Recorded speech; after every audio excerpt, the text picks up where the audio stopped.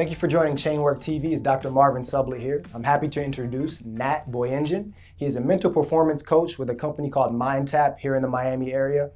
He's been at it for about 7 years now. He has a background in music, working with musicians when it comes to mental performance, as well as hockey players. So today we want to get an idea of what he does and how he can benefit, particularly the realm of physical therapy. So Nat, thank you for joining us today. Thank you for having me. I appreciate it. I love what you guys do, and I love the new collaboration we'll have in the future. So thank you for having me, everybody, and yeah. All right, so let's just get it started now. So give us a little bit of background as to like what you do and what MindTap is exactly. Sure. So I am a mental performance coach. I have a background in master's and PhD in sport, exercise, and performance psychology. Okay. And our role is to help the athletes and really any type of performer be mentally prepared to succeed. All right. So we talk about the game being 90% mental and 10% physical. Well, how often do you work on that mental side versus the physical? Our job is to help you be in the right mindset to execute at a high level. Okay. So give us some examples like of clientele that you work with at MindTap. Yeah. So we work with, like you said, hockey players, basketball, volleyball, tennis, really any type of athlete we work with. But what the nice thing is about sports psychology is that it's not just for sport population. It can be for lawyers. I've worked with a lawyer in terms of preparing them and coping with, the intensity of the job. We've worked with financial advisors in terms of, how do I make sure that when I make a decision that has somebody's money in line in the future, that it's the right decision. Musicians as well, like you mentioned, and just people coming back and wanting to be a little bit better in their daily lives. So our goal, yes, is to help the sport realm, but it's also to help improve quality of life. Okay. So it seems like you work with anyone who has a high performance job or anyone who needs to, be on their in tip-top shape as far as mental performance. Yeah. And, it's even high school kids.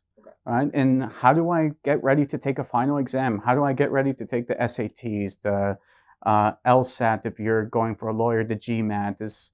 How do I make sure I can manage my time to be able to enjoy my life and succeed at all the different things I have going on? So, you can be 10 years old, you can be 80 years old and still utilize our services, whether you're an athlete or not. Okay. And it's interesting. How do you usually find your clientele, or do they usually find you? Is it one of those things where people have issues with their performance and then they seek you out, or do you actively kind of promote your services that way for people? So for us, it's a little bit of all of the above, because we have the stigma that, I don't need to see a mental performance coach because I don't have a problem. But you don't have to have a problem in order to work with us. So you just want to have the need to be 1% better than you were the day before. And really that's it. So, yes, we'll go to high schools, we'll go to different athletic events and try to advertise through there. But for the most part, people come to us, and really it's because they want to get better at what they're currently doing, whether they're not succeeding or whether they are succeeding.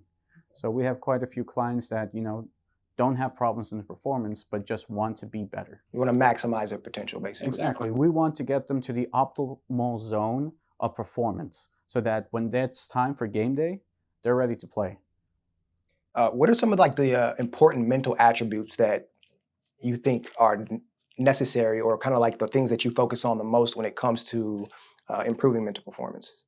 I think a lot of it is self-concept, how you see yourself as a human being. And that's one thing that I want everybody to understand, is that we are mental performance coaches, but we work with the human being first, because you guys are just human beings that happen to do different tasks in your lives. And if we can take care of the human side first, or the non-sport side, then that's going to translate into the sport realm or the rehabilitation process or the work field, wherever you're going. Right? And so self-concept is very important. How do you see yourself? Do you believe in what you're capable of doing? How's your self-talk? Almost every single client I work with, we focus on self-talk, because how you speak to yourself is very important. And, I follow something called a cognitive behavioral therapy model, where our thoughts affect our behaviors and vice versa. So, our actions depend on how we think. Do we approach a certain situation or avoid situations? Do we have a fixed mindset or growth mindset? And of course, what we want is that growth mindset, to not see things as challenges, but just obstacles that we can overcome. Okay. It's interesting you mentioned that, the cognitive, well, it affects your behaviors, right? So tell me this, as far as you hear the words imagery thrown around a lot, goal setting thrown around a lot, how do you incorporate those concepts into your service? So for us, it's trying to get an understanding of who I'm working with, who my client is, and their background. What have been their past experiences, and if they've tried some of these skills before. Now, goal setting is very important. It's a little bit cliche, and the reason why it's cliche is because it works, right? And what goal setting does, it kind of focuses you towards something. And it's one thing to have like a whole bunch of ideas and wants in your head, but once you write them down, verbalize them, share them, then you can kind of see the direction in which you want to go in. And this is especially important in the rehabilitation process because you're trying to strive for something, and it's going to be a hard process. How are you going to cope with that? How are you going to say to yourself, hey, I need to do these exercises, but I don't want to? What are you going to do to motivate yourself to do that? And goal setting is used as a motivational factor as well. Imagery is very important because what you're doing is you're taking past experiences and you're either reliving those experiences or recreating new experiences based on what you've kind of gone through in the past in order to overcome obstacles or to see, okay, where can I go a little bit better? Or how does it feel to do that? Because when you go through an imagery protocol, it's your neurons are still firing even though you're not moving. Right? So there have probably been times when you guys have been sleeping and all of a sudden you're falling down in a dream and you kind of move in bed, or your leg all of a sudden moves because in your mind you were imagining something like this. So your neurons are still firing. And if you have, for instance, an ankle injury, something we would do with a client is called healing imagery, where we kind of have them imagine the ankle being at 100% and what that feels like, and just moving it back and forth, trying to visualize the muscles involved so that when you transition into full range of motion in the physical realm, it's a little bit easier for your neurons to continue firing at a more efficient pace. So it's not like, oh, I have to catch up. It's, I've been practicing this. I've seen what it looks like before. Okay. Interesting. As a clinician in the physical therapy realm, we focus predominantly on the physical, right? Mm-hmm. But it's interesting that you mentioned some of these mental components that can really help propel people forward. Talk about people's role or identity or their purpose, right? When it comes to when they come into the clinic, they're hurt or they had a surgery, they don't have the same identity that they had prior, right? So how does that play a role in the rehab process? It's a huge role, and really it's something that more the clinicians have to be aware of when they're working with these clients, because you have to understand when somebody comes into your office, they're no longer the same person they were the day before their surgery. And they're dealing with a lot that, some of them don't want to ask for help. They don't have that personality, but now they have to. And there's that internal struggle. And you as the clinician kind of need to be aware of this, because how you approach that person is going to be very important for their success in the rehabilitation process. Because now, if you think about an athlete who has some sort of ACL injury, they go for ACL surgery, they come into your office, in their mind, they're no longer that athlete because they're not playing, they're not practicing, they're not doing what they've been doing for the past 5, 6, 10 years. So that loss of identity plays a big factor during the rehabilitation process. So our role as mental performance consultants is to help them cope with going through the rehabilitation process, to see, okay, you're here, let's do something about it. Right? And something I do with every single client, even as a professor, which I'm a professor of sport, exercise, and performance psychology at the local university here, is I give every semester my laws of W. What is your purpose, or what is your why? Who are you, and where do you want to be? What type of person do you want to be? All right. And what's important is that first part is, what is your why? Why are you coming to rehab? Why are you in pain? Why are you sore? And then what happens is, when you wake up 5 a.m., when you wake up in the middle of the night, when you wake up sore and you can barely walk around, you have to remind yourself, this is why I'm going through rehab. Because, really, our attitudes are a choice. We either choose to have an unproductive attitude or a productive attitude.